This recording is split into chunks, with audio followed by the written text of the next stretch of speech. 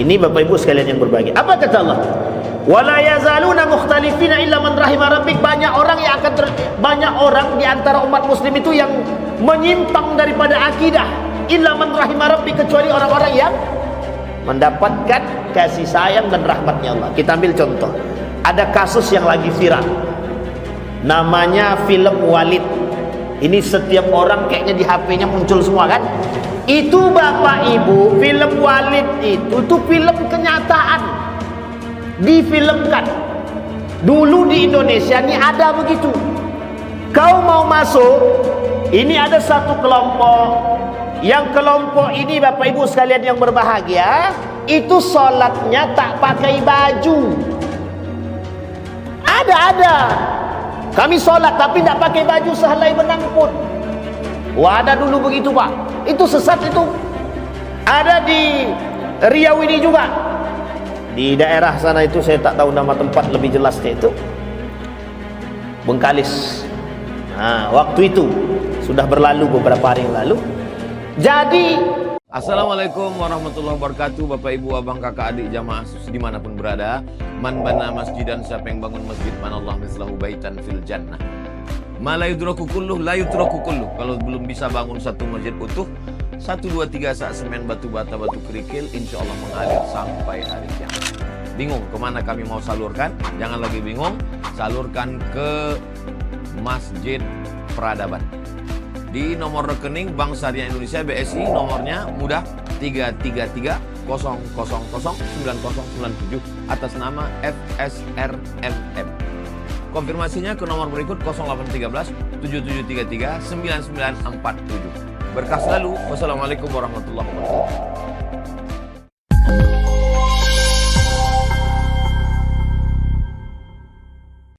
Ya Rabbal Alamin. Baik Bapak Ibu sekalian yang berbahagia, bagaimana kabarnya, sehat? Selesai Ramadan sehat? Ramadan penuh, selesai Ramadan penuh. InsyaAllah mudah-mudahan setelah Ramadan ini kembali kepada jalan yang benar. Kita doakan yang memang hanya ibadahnya di Ramadan, mudah-mudahan hati dia tetap istiqamah masuk ke dalam masjid lagi. Amin ya Rabbal Alamin. Baik Bapak Ibu sekalian yang berbahagia, di dalam Al-Quran dalam surat Al-Anbiya Allah berkata begini, وَلَنَبْلُوَنَّكُمْ بِالشَّرِّ وَالْخَيْرِ fitnah. Kata Allah, yang artinya kami akan menguji kamu dengan keburukan dan kebaikan sebagai cobaan. Tapi dalam ayat yang lain Allah kata dalam surat Al-Hud, dalam surat Hud ayat 118 kata Allah, وَلَا يَزَالُونَ مُخْتَلِفِينَ إِلَّا مَنْ رَحِمَ رَبِّكَ. Kata Allah, mereka senantiasa berselisih pendapat kecuali orang-orang yang diberikan rahmat oleh Allah. Apa yang ingin kita bahas di malam hari ini? Sebab-sebab terjadinya penyimpangan agama. Sebab-sebab terjadinya penyimpangan agama. Nanti kalau kita ketemu lagi, kita sampaikan sebab-sebab terjadinya penyimpangan akidah. Kalau kita ketemu lagi, kita sampaikan tentang syahadat yang rusak, Islam yang batil atau Islam yang batal. Tapi kita sampaikan dulu sebab-sebab terjadinya penyimpangan agama.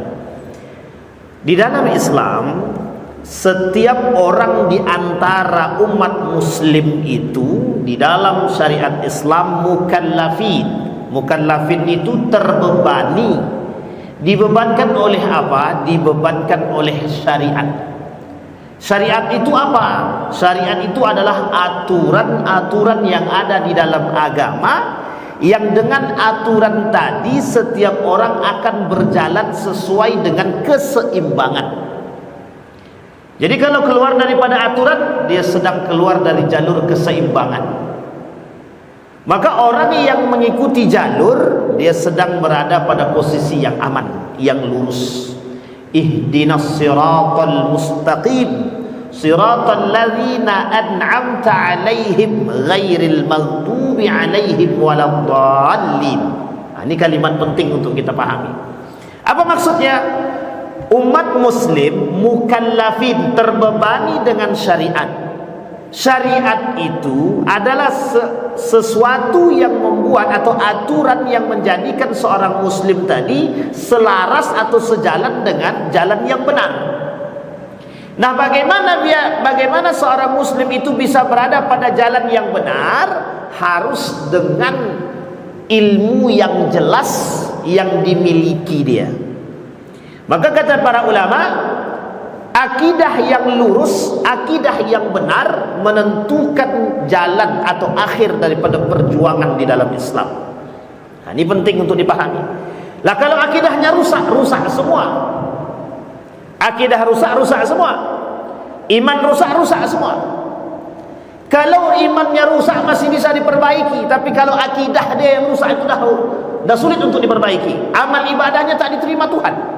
Allah tak mau terima itu amal ibadah. Sehingga kata Syekh Nasir bin Abdul Karim Al-Aql, ada hal-hal yang bisa menyebabkan seseorang itu keluar daripada jalan yang sesungguhnya atau keluar daripada syariat agama. Nah, kelompok-kelompok tersebut atau orang-orang yang keluar daripada jalan-jalan yang keluar dari jalan-jalan agama ini dikategorikan oleh Syekh Nasir Abdul Karim Al-Aql ini kepada beberapa kategori. Yang pertama, penyebab terjadinya penyimpangan dalam agama. Yang pertama, sudah menjadi satu ketentuan bagi seseorang untuk menganggap Tuhan itu satu esa. Sehingga kalau mereka menganggap Tuhan itu dua, mereka sedang keluar daripada jalur agama. Maka Allah sebut dalam Al-Quran, laqad kafara alladhina qalu innallaha thalithun thalatha. Laqad kafara alladhina qalu innallaha huwal masih Isa bin Maryam. Dua ayat ini sama isinya. Kata Allah, kafir orang-orang yang mengatakan Tuhan itu, laqad kafara alladhina qalu innallaha thalithun thalatha, tiga dalam tiga atau tiga dalam satu. Tapi kalimat selanjutnya, innallaha laqad kafara alladhina qalu innallaha huwal masih ibn Maryam.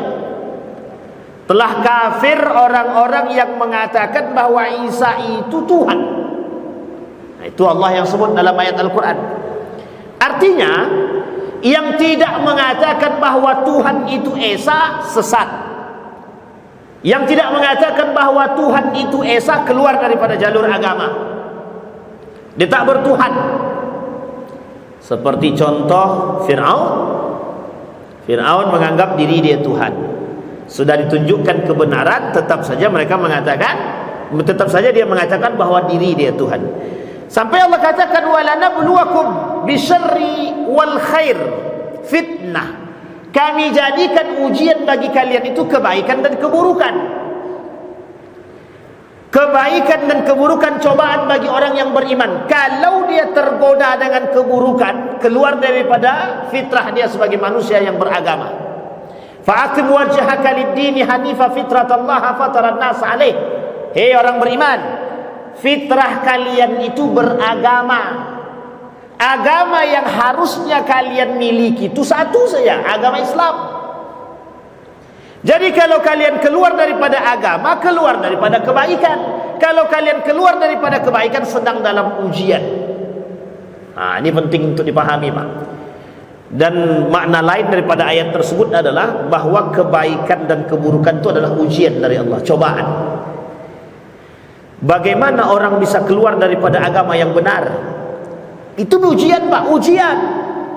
Bisa seorang muslim yang mengaku muslim pernah menyandang gelar seorang dai, Saifuddin, keluar daripada Islam, murtad dia, keluar daripada Islam menjadi seorang ahli agama di agama dia yang baru. Sampai dia cincang-cincang itu, apa kata dia sudah keluar daripada agama. Tapi kemudian dia cincang tah ikan, tah ayam itu saya lupa. Dia nyebut nama bismillah, bismillah, bismillah, Allahu akbar, Allahu akbar. Itu penghinaan. Siapa namanya? Saifuddin. Nah, ini boleh diingat tak apa-apa, karena dia sudah murtad daripada agama Islam. Orang murtad itu dalam Islam darah dia halal, boleh dibunuh dalam Islam. Di luar Islam tak boleh, dalam undang-undang kita tak boleh. Pernah dengar namanya pemain film itu siapa namanya? Lukman Sardi. Itu kan juga murtad itu dari Islam. Selesai menjadi pemeran film sang pencerah Ahmad Dahlan. Itu yang pertama. Orang yang keluar daripada atau orang yang terjebak dalam penyimpangan agama adalah yang menganggap Tuhan itu 2, 3 atau tidak kuasa. Makanya Bapak Ibu sekalian yang berbahagia, Buya Hamka bilang banyak orang yang sesat sekarang. Tuhannya banyak, tak Tuhan lagi. Tuhannya tak satu lagi. Tuhannya dah banyak. Namanya Tuhan modern namanya. Baik harta, kekuasaan, segala macam itu semua Tuhan baru. Kita tak bahas itu. Yang kedua, apa yang terjadi itu memang sudah sunnatullah pada hambanya. Terjadinya penyimpangan agama di antara sekian banyak manusia itu hal biasa. Penyebabnya ada. Lemahnya ilmu yang mereka miliki. Kenapa kok muncul nabi palsu? Kenapa kok muncul Musailamah al-Kadzdzab? Kenapa kok muncul orang-orang yang mengaku Tuhan? Kenapa kok muncul orang-orang yang mengaku nabi? Kenapa kok muncul orang-orang yang mengaku malaikat? Kenapa tak muncul orang-orang yang mengaku setan, mengaku iblis? Dia tak banyak yang muncul. Tapi ngaku malaikat mau, ngaku Tuhan mau, ngaku nabi mau. Dha'ful ilmi, lemahnya ilmu. Wa dha'ful akidah, lemahnya akidah. Ini poin penting untuk disampaikan. Harus disampaikan. Ini Bapak Ibu sekalian yang berbahagia. Apa kata Allah?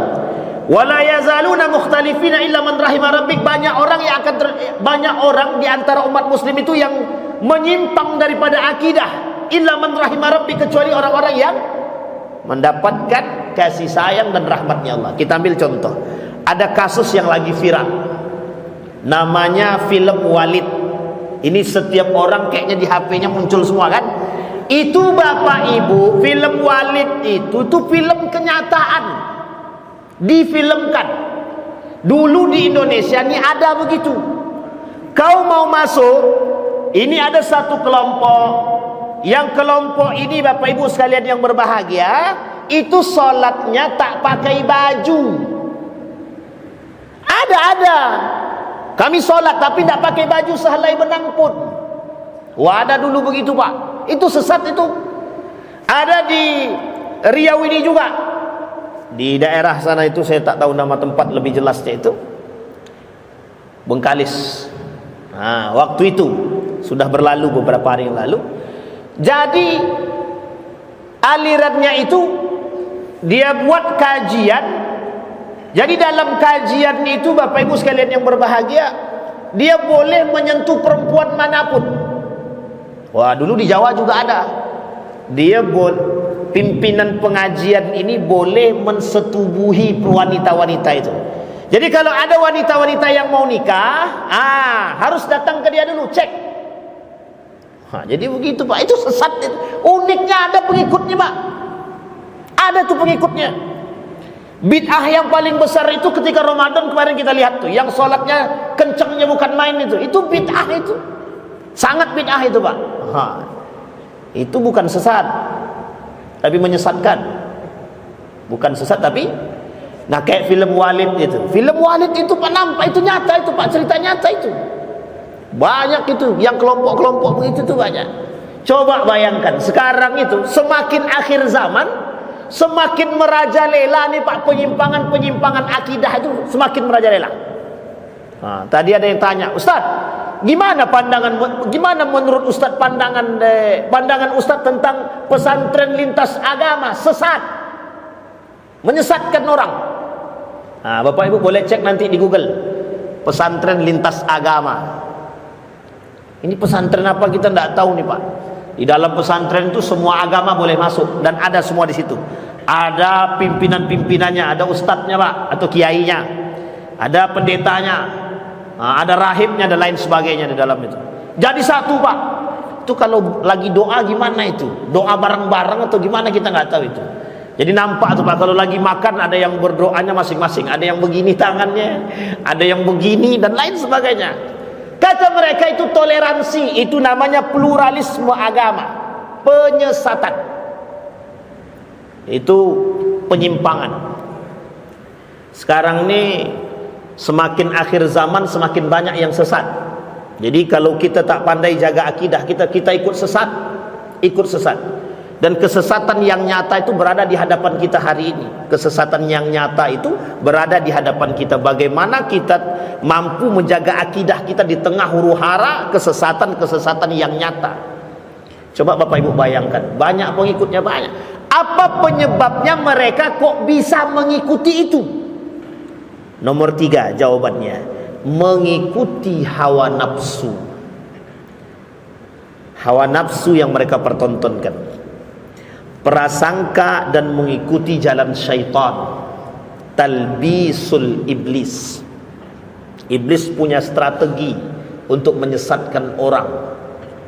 Iblis punya janji dengan Tuhan, karena iblis tak mau berbaiat, iblis tak mau tunduk kepada Nabi Adam. Apa kata Allah? Iblis tak mau. Kenapa iblis tak mau? Aku diciptakan dari api, dia diciptakan dari manusia. Mana yang paling kuat? Mana yang paling bagus? Mana yang paling hebat? Kata iblis dengan kesombongannya. Cara iblis dibuat perjanjian. Kata iblis, aku akan menghasut anak keturunan Adam. Kata Tuhan, silahkan. Kata Allah, silahkan. Engkau menghasut, aku yang akan menjaga. Kata dia. Sehingga yang terjerumus dalam kesesatan itu adalah orang-orang yang tak berpegang teguh itu, Pak, dengan akidah yang baik dan benar. Yang menjadi masalah bukan itu, Pak Ustaz. Betul. Kalau akidahnya lurus, enak, Pak. Yang menjadi masalah itu adalah, yang menjadi masalah di antara kita sekarang ini ada munculnya kesesatan yang sifatnya samar-samar. Tahu Bapak Ibu yang sifatnya samar-samar? Rusak akidah kita dengan cara yang samar-samar. Apa contohnya yang samar-samar itu? Syirik dan kemusyrikan bisa menyebabkan orang terjerumus dalam penyimpangan akidah. Kita ambil contoh. Apa hukumnya memandikan keris? Ini jangan tersinggung ya, memandikan keris dengan kembang 7 rupa. Ini banyak yang melakukan, Pak, dulu tuh banyak. Di uniknya, Pak, kami pernah lihat itu keris itu bisa berdiri sendiri. Pertanyaannya siapa yang mendirikan, Pak? Kalau bukan syaitan. Orang yang bermain dengan setan, mesti setan minta tumbal. Nanti jangan salah, yang dimintanya siapa? Kita dimintanya. Aku minta suamimu aja, aku minta istrimu aja, katanya. Ada seorang suami bermain dengan jin. Artinya dia bekerja sama dengan jin, sekutunya jin. Meninggal suaminya tadi, berubah jin tadi jadi suaminya. Tiap malam berhubungan badan dengan istrinya. Dikira istrinya, suaminya hidup lagi, rupanya jin. Itu coba bayangkan. Jangan salah, jin ini pintar pula. Nampak di istri orang, nimbatnya juga. Ini jin-jin yang sesat juga nih. Tapi hati-hati, Pak, yang bermain dengan sekutu. Itu syirik-syirik. Syirik dan kemusyrikan itu hari ini, Bapak Ibu, sifatnya samar-samar. Kalau dulu jelas, Pak, orang nyembah patung itu jelas. Sekarang tak lagi. Yang disembahnya manusia, kan tak nampak lagi sekarang. Manusia disembahkan. Pertanyaannya, kalau nyembah manusia syirik apa tidak? Kalau nyata manusia yang disyirik itu jelas kesyirikannya, Pak. Yang disembah itu jelas, Pak. Tapi ini bukan begitu modelnya, Ustaz. Minta bantu kepada manusia seolah-olah manusia itu terhebat, katanya. Itu tuh. Dan kita bahas tuh. Baik, maka syirik ini syirik modern yang banyak. Orang-orang yang syirik-syirik modern ini banyak. Dan kita pernah sampaikan. Kalau belum, saya sampaikan contohnya aja. Orang yang cinta kepada harta, orang yang cinta kepada mobil, takut mau hilang mobil, takut hilang segala macam lah. Pokoknya tak ada duit, stres. Tak ada ATM, stres. Itu namanya tidak ada internet, stres. Tak ada HP, stres. Tak ada tidak main game online, stres. Tidak judi online, stres. Itu namanya syirik-syirik modern namanya. Itu dah syirik-syirik beneran, itu syirik-syirik modern. Kufur yang kedua, sifatnya samar-samar. Orang kufur ini juga bisa, Pak, penyebab terjadinya penyimpangan agama. Pelaku-pelaku kufur ini seperti apa? Banyak, Pak. Kufur ini banyak. Kapan waktu kalau kita ketemu, kita sampaikan macam-macam daripada perbuatan-perbuatan yang terjerumus dalam kekufuran. Satu di antaranya tidak sholat, Pak. Orang yang tak sholat, orang yang tak puasa, orang yang batal syahadatnya itu kufur semua, Pak. Nah, coba bayangkan kalau yang tak salat. Jadi kalau ada orang yang tak salatnya sengaja, itu dah kufur itu Pak. Kafir tidak, kufur iya. Kalau kufur itu apa maksudnya? Tak ada gunanya ibadah dia itu. Ibadah dia semua tak ada guna. Mau mati-matian dia salat, mau salat tahajud dia 100 rakaat apa 2000 rakaat, tapi tidak salat wajib, dia satu aja salat, tidak salat wajib dan tidak ada guna. Tahajudnya tidak ada guna Pak. Puasanya tidak ada guna. Zakatnya tidak ada guna. Nah, coba bayangkan. Jadi itu kufur. Kalau kufur itu semua yang dia buat tak ada bernilai di sisi Allah. Di sisi manusia iya, di sisi Allah tidak. Itu berat tuh Pak. Yang ketiga, nifaq wal munafiqun. Orang munafik. Sama Pak. Orang munafik itu adalah perilaku nifaq ini perilaku yang mengantarkan kepada penyimpangan agama dalam diri seseorang. Karena mereka sebenarnya orang munafik ini tidak Islam Pak. Orang munafik ini tidak Islam. Orang munafik ini izharul Islam wa ibtalul kufri, pura-pura Islam. Itu munafik namanya. Jadi orang-orang munafik ini pura-pura Islam. Dia tak pura-pura Islam dia. Lisannya Islam, hati dia kafir. Nah, itu dia yang susah tuh Pak. Banyak ini kita tak bahas secara detail satu-satu, cukup lewat saja. Fasik. Innal munafiqina humul fasiqun. Orang-orang munafik itu fasik. Orang fasik belum tentu munafik, tapi fasik kalau dilakukan terus-menerus kufur. Apa contohnya? Puasa. Orang yang tak puasa terus-menerus, 1 hari dia tak puasa, fasik. 2 hari dia tak puasa, fasik. Kalau sudah 30 hari dia tak puasa, itu bukan fasik lagi Pak. Lebih daripada itu bisa. Sampai-sampai orang-orang yang fasik ini, jika dia menafikan kewajiban apa perbuatan yang dia lakukan, terjerumus dalam kemungkaran.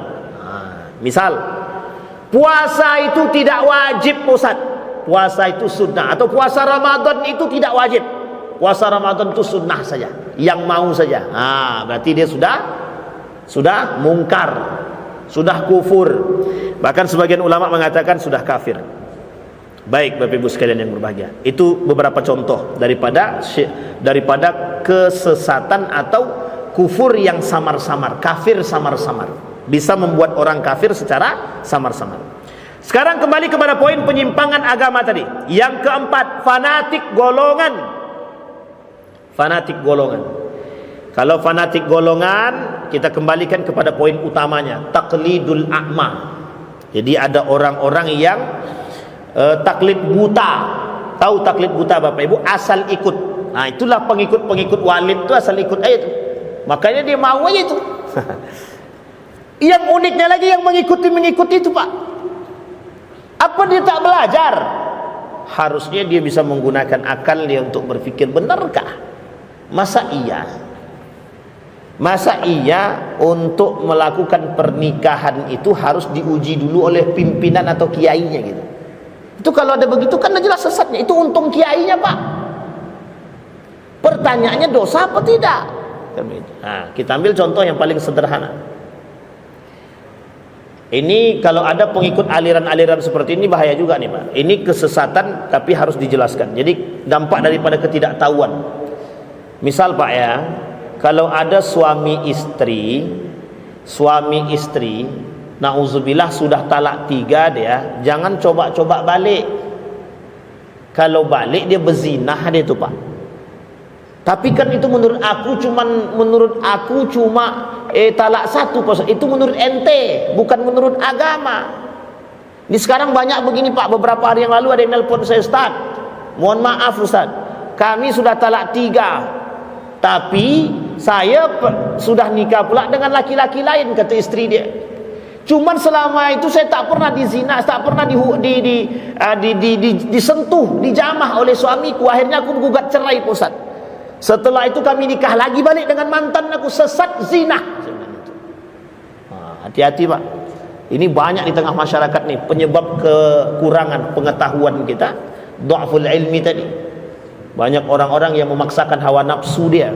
Aku cintanya sama dia Pak Ustaz, aku tak mau tahu. Tapi kan kalian sudah talak 3, biarkan aja Pak Ustaz. Yang penting kami suka sama suka. Tidak bisa Pak. Cinta itu tidak bisa menghalalkan yang haram. Tidak bisa. Cinta tidak bisa menghalalkan yang haram. Nyawa saja taruhannya tidak bisa menghalalkan yang haram. Apalagi cinta. Babi bisa tidak menjadi halal. Kalau taruhannya dengan nyawa, bukan halal diperbolehkan, itu bukan halal berarti. Hanya diberikan keringanan. Nah, itu salah pahamnya yang terjadi itu. Dianggapnya babi itu jadi halal kalau sudah mau mati. Bukan jadi halal, diberikan keringanan. Nah, jadi jangan salah paham. Jadi kalau seandainya dianggap halal, berarti sepanjang dia musafir tak ada makanan, dia boleh makan babi terus. Tak bisa begitu, salah. Yang benar itu sedang laparnya, kalau tak makan langsung mati, dimakan sedikit hilang lapar selesai. Kalau makan sedikit lagi jadi haram. Nah, begitu dia aturan main deh. Bukan penghalalan, diberikan keringanan. Nah, itu harus dipahami. Yang kelima, penyebab terjadinya penyimpangan akidah, adanya dai-dai yang mengajak kepada kesesatan. Ini kita bahas kalau kita ketemu lagi dalam poin khusus, namanya ulama su' atau dai-dai cinta dunia. Ini tak boleh dibahas di sini secara detail karena waktu tak cukup. Baik. Kemudian bal nattabi'u millata alaihi aba'ana, kami hanya mengikuti apa-apa yang telah kami dapat dari perbuatan bapa atau nenek moyang kami. Taklidul a'ma. Taklidul a'ma. Seperti contohnya Yahudi. Yahudi itu mengikuti agama nenek moyang. Sudah datang kepada mereka kebenaran, mereka tak mau. Makanya kenapa mereka kaum Israel itu tak mau beriman kepada Nabi Muhammad. Orang Yahudi itu tak mau beriman kepada Nabi Muhammad karena mereka merasa kami ini mengikuti agama nenek moyang kami. Agama nenek moyang mereka udah sesat, Pak. Dulu ada cerita, ada 5 orang soleh. 5 orang soleh ini mengajak masyarakatnya untuk bertauhid kepada Allah, mengesahkan Allah. Satu ketika generasi pertama, berarti anak mereka, anaknya orang-orang 5 orang soleh ini, anaknya dan para pengikutnya itu masih tahu kalau 5 orang soleh ini adalah orang soleh bukan Tuhan. Mereka masih mengajarkan, menganut ajaran-ajaran yang dibawa. Tapi pada generasi yang ketiga berubah, Pak, dari orang soleh jadi Tuhan. Kenapa kok bisa berubah? Salah informasi, atau bisa jadi taklidul a'ma, mengikut yang salah. Apa yang terjadi? Yang 5 orang ini oleh generasi pertama dianggap orang soleh, pada generasi ketiga dianggap Tuhan. Lah kok bisa terjadi perubahan begitu, Ustaz? Banyak penyebabnya. Satu, kebodohan. Yang kedua, karena fanatik. Yang ketiga, karena kelemahan ilmu. Yang keempat, tidak tahu kebenaran. Nah, itu pentingnya untuk kita pahami, Pak. Coba kalau tidak paham sejarah, kalau kita tidak paham sejarah, bisa sesat kita, Pak, bisa salah paham. Tapi kalau kita paham sejarah bahwa 5 orang tadi adalah orang soleh, tidak mungkin orang itu mentuhankan. Tapi kalau kita tak paham, oh suci kali orang 5 soleh itu udah kayak Tuhan, nah, dianggapnya Tuhan. Terjadi itu, Pak, pada masa dahulu terjadi. Taklidul a'ma, jangan mengikuti sesuatu itu tanpa ada ilmu. Kita taklid ini, Pak, harus dengan ilmu. Yang kami ikuti ini ustadz, kiai, tengok dulu kiainya seperti apa. Kalau kiainya bisa bicara dengan Tuhan, itu perhatikan dulu. Benar tidak ada orang yang bisa bicara dengan Tuhan. Kalau kiainya bersentuhan dengan perempuan, suka pegang-pegang perempuan, pertanyaannya, Pak, itu beneran kiai atau bukan? Ini aneh-aneh nih, Pak. Sekarang nih, mohon maaf, terlalu mudah kita nih, Pak, cepat kagum. Oh, itu kiai loh, udah doktor dia, kiai lagi. Tapi kerjaannya megang anak gadis orang, apa yang kiai begitu? Jangan salah paham. Kita harus tahu ada punya. Apa tolak ukurnya? Tolak ukurnya iman. Itu kiai, Pak Ustaz, pernah sholat masjid? Tidak pernah dia sholat masjid, Pak, tapi dia tinggi imannya, Pak. Tidak pernah sholat ke masjid tapi imannya tinggi, lah kok bisa bertolak belakang begitu, tuh gimana? Kita ini kan cepat. Ada orang yang bisa menyembuhkan, itu kiai itu, Ustaz. Dia bisa menyembuhkan penyakit orang dengan doanya, Pak Ustaz. Dia sholat di masjid? Enggak, Pak Ustaz. Sholatnya di mana? Di rumah aja, Pak Ustaz. Ini curiga kita nih. Bisa jadi dia mengobati orang dengan pengobatan yang bercampur dengan syaitan. Sini tangan. Bismillah. Dengan nama bismillah langsung sembuh, Pak. Yang patah tadi, bengkok begini, patah begini, bismillah ditariknya, bismillah, sembuh kata. tidak terasa sakit. Itu mesti ada setannya tuh Pak, mesti ada setannya. Tapi dia kan punya kekuatan. Dan tengok dulu Pak, kalau ada orang bisa berjalan di atas air, setan pun bisa berjalan di atas. Itu kata Ustaz Abdul Somad. Jadi jangan salah tertipu Pak. Banyak jin yang bisa jalan di atas air itu. Ada orang itu wali, tapi Ustaz wali dia. Wali apa? Wali murid. Banyak wali murid, tapi dia wali bisa jalan di atas air Pak Ustaz. Oh jangan salah, jin juga banyak. Banyak juga wali-wali itu yang bermain dengan jin. Bukan jin yang minta bermain, dia yang mau main sama jin. Kalau ada jin yang tunduk dengan kiai, takut dia, itu bisa jadi. Rajin solat dia, diberikan karamah oleh Allah karena rajin solatnya, karena ada ibadah utamanya, karena ada pegangannya, karena dia rajin bersedekah, tidak bercampur laki-laki dan perempuan, menjaga muru'ah. Itu beneran tuh Pak. Itu bisa, boleh kita jadikan patokan. Ini ndak ke masjid, ndak pernah mencaci maki. Kita ambil contoh, tengok di televisi itu, ada kiai, dianggap kiai, mencaci maki, gondrong pula lagi, kerjaannya menyebar uang, disebarkannya begini-begini, ndak ada etikanya. Itu dianggap kiai, ketemu cium tangan Pak, katanya apa? Itu punya karomah. Kita bukan iri Pak, na'udzubillah summa na'udzubillah. Kalau tak ada, kalau tolak ukurnya akhlak pun sudah tidak ada, itu kiai. Tapi itu kan orang, tidak tahu kita siapa gitu. Yang jelas kita menjadikan ilmu itu, ilmu bisa merubah akhlak. Tolak ukur orang itu adalah akhlak selain daripada ibadah dia.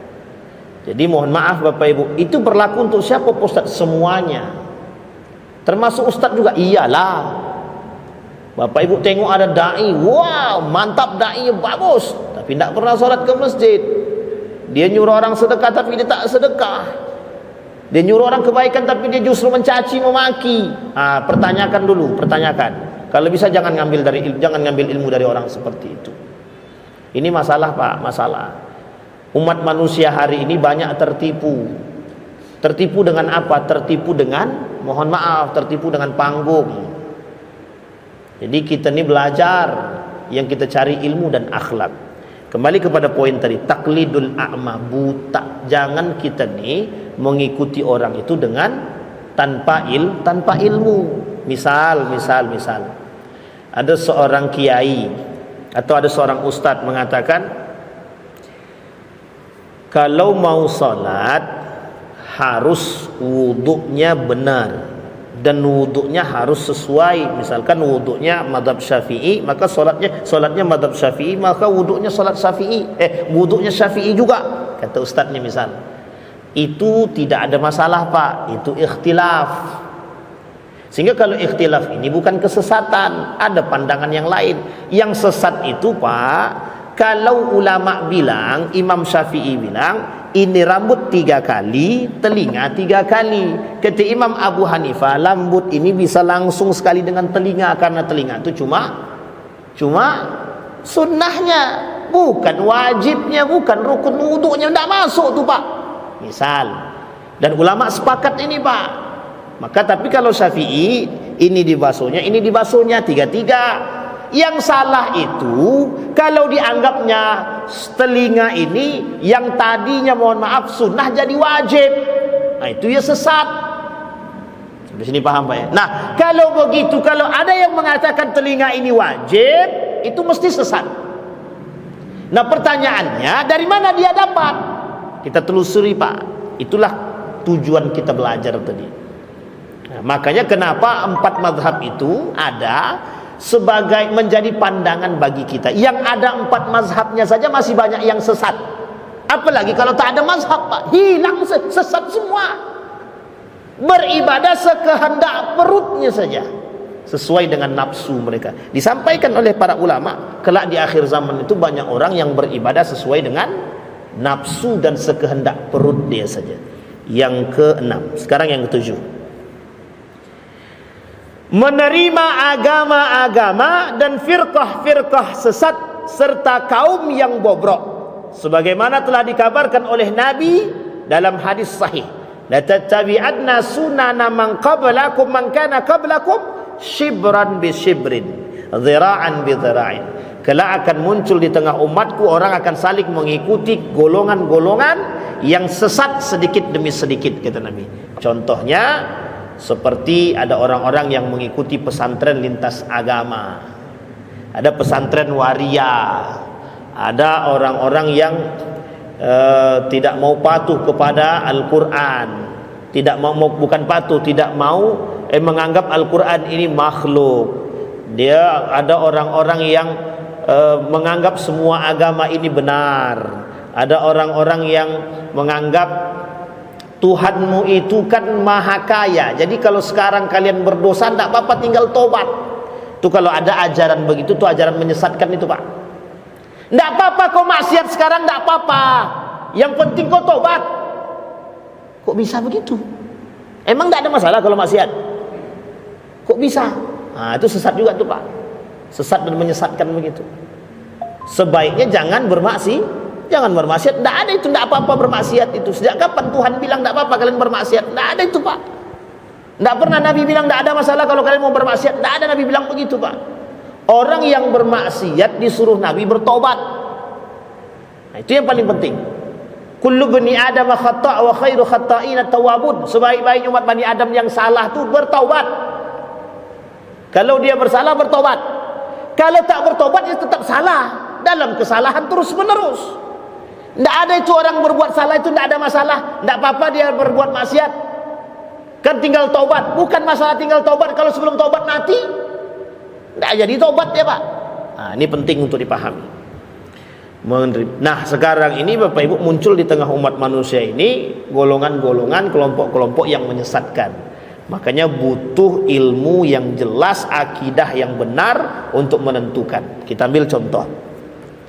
Contohnya begini. Ada namanya kelompok-kelompok yang hari ini menyesatkan, seperti liberalisme, misalkan pluralisme, kemudian sekulerisme. Ini kelompok-kelompok dan kelompok yang lain. Ada Jabariyah, ada Qadariyah, ada Khawarij, ada Syiah, terkhusus Syiah lah kan. Nah, ini juga menyesatkan kita, Pak. Syiah ini pengikut kaum Nabi Lut juga banyak. Sekarang bermunculan pengikut-pengikut kaum Nabi Lut. Kalau mengikut Nabi Lut tidak ada masalah, Pak. Pengikut kaumnya, Pak. Nah, kaumnya itu yang menjadi masalah, bukan Nabi Lutnya. Nabi Lutnya benar, yang salah tuh kaumnya. Ada orang yang membela. Nah, kelompok-kelompok pembela para pelaku-pelaku yang tidak diinginkan oleh Allah, sehingga ini menjadi masalah di tengah umat muslim. Kemudian yang kedelapan, tidak mau serius belajar agama. Nah, ini benar nih, Pak. Tidak mau serius belajar agama sekarang itu, asal sudah belajar agama merasa pintar. Nah, itu yang terjadi sekarang. Yang banyak di akhir zaman tuh merasa pintar, bukan pintar, merasa. Baru belajar setahun agama udah jadi ahli fatwa dia. Itu banyak tuh sekarang.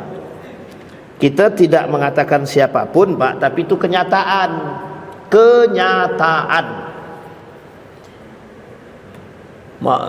Dr. Mawardi Muhammad Saleh itu terus yang kita sampaikan. Coba cari yang lain, Ustaz, boleh. Buya Hamka itu terus, Ustaz, oke. Kiai Haji Ahmad Sahan itu terus, Ustaz, oke. Kita cari ulama yang lain. Kita ambil misalkan Syekh Mutawalli Sya'rawi itu terus, Ustaz, oke.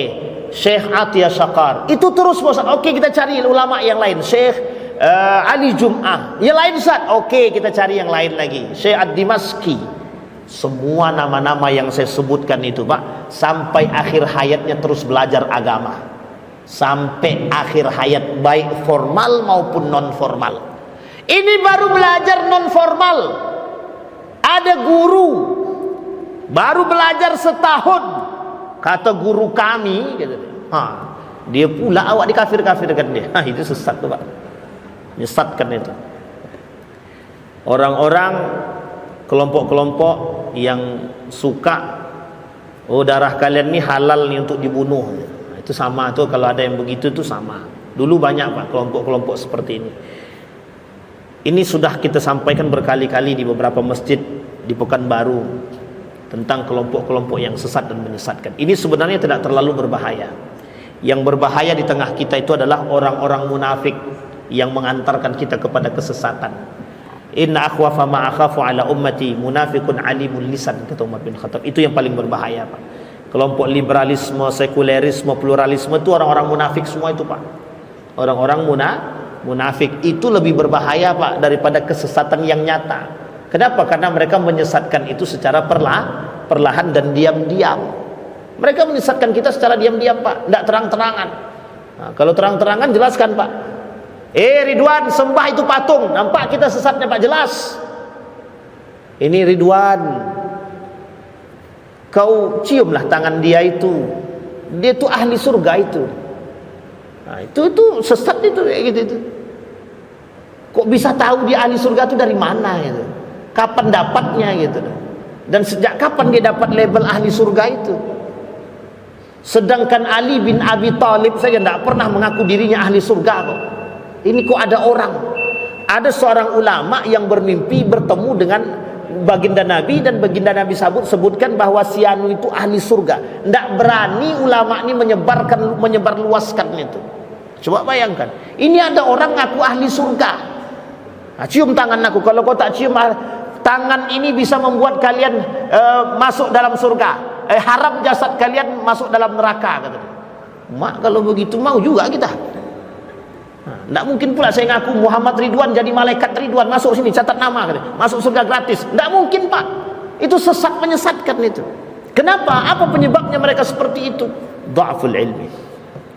Maka iman, Bapak Ibu sekalian yang berbahagia, dasarnya adalah iman. Bagaimana kita membentuk iman yang kuat tadi? Membentuk iman yang kuat didasarkan kepada akidah yang benar. Bagaimana cara kita membuat akidah yang benar? Yang pertama, mengetahui keesaan Allah. Kalau kita ni Bapak Ibu sudah punya satu dalil yang kuat di dalam solat kita itu, inna salati wa nusuki wa mahyaya wa mamati lillahi rabbil alamin. Dalam ilmu tasawuf dah paling tinggi itu, Pak. Sudah mengakui keesaan Tuhan, tak ada lagi, tidak ada Tuhan selain daripada Allah. Mati, hidup mati dah karena Allah.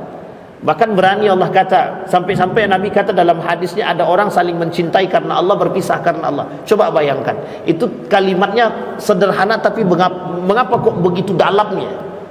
Itu karena satu saja, Pak, tauhidnya tinggi, Pak. Ada ndak orang yang yakin kepada Allah? Ada. Kalau ndak, Pak, Nabi Ismail, siapa nama ibunya? Hajar. Kok bisa tinggal di Mekah berdua, tak ada manusia, Pak? Jawabannya kan pertanyaan dia kepada suaminya, apakah ini perintah Tuhan? Apakah ini perintah dari Allah? Tidak dijawab sama Nabi Ibrahim, cuma dianggukkan aja. Kalau ini perintah dari Allah, mustahil Allah akan melepaskan kita. Coba bayangkan tuh. Sekarang tuh yang tak ada manusia yang begini, Pak. Tidak ada tuh. Kita mau buat begitu, udah tenang. Ada Allah, yakin kepada Allah. Yakin kepada Allah itu tidak membuat kita kenyang. Nah, coba bayangkan. Sampai sebegitunya kita, Pak, dirusak oleh urusan-urusan. Itu cara orang melemahkan akidah dan iman kita, Pak. Cara mereka merusak akidah kita, cara mereka merusak pemahaman-pemahaman kita. Sampai kita pada nomor yang ke-8. Man yuridillahu bihi khair yufaqihu fid din. Kita, kata Gus Baha, itu mempelajari agama itu harus serius, tidak bisa main-main. Karena dampak daripada belajar agama main-main itu aliran sesat. Orang yang serius saja belajar agama bisa sesat, apalagi yang main-main. Makanya kata Gus Baha itu, ini saya kutip kalimat dari beliau, ini penting. Kata beliau begini, mempelajari agama itu perlu serius. Saya lebih baik mengajarkan 2 orang tapi serius daripada banyak tapi nggak ada yang dengar. Itu sebenarnya nyindir, Pak. Nyindir siapa? Nyindir kajian yang banyak tapi pakai musik. Tahu Bapak Ibu? Sampai beliau katakan begitu, Pak. Sampai beliau katakan, banyak sekarang tren ngaji rame tapi tidak ada ilmunya. Joget-jogetnya doang yang ada. Na'udzubillah, na'udzubillah. Nah, kenapa ini perlu kita sampaikan? Akhir zaman, Pak, isinya. Akhir zaman itu akan bermunculan kelompok-kelompok yang sesat dan menyesatkan.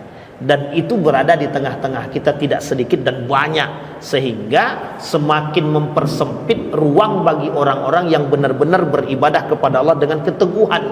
Jadi orang-orang mukmin beneran itu di akhir zaman itu memang sedikit, karena sisanya yang lain itu mereka berada dalam kesesatan, dhalun yudhin, sesat dan menyesat, sesat dan menyesatkan. Saya kira itu saja, mudah-mudahan ada manfaat bagi kita semua, mudah-mudahan bisa menjadi perhatian bagi kita, mudah-mudahan kita bisa mengikuti jejak baginda Nabi Muhammad sallallahu alaihi wasallam kelak dimasukkan ke dalam surga bersama dengan para syuhada salihin. Amin ya rabbal alamin. Fa'tabiru ya ulil absar la'allakum tuflihun.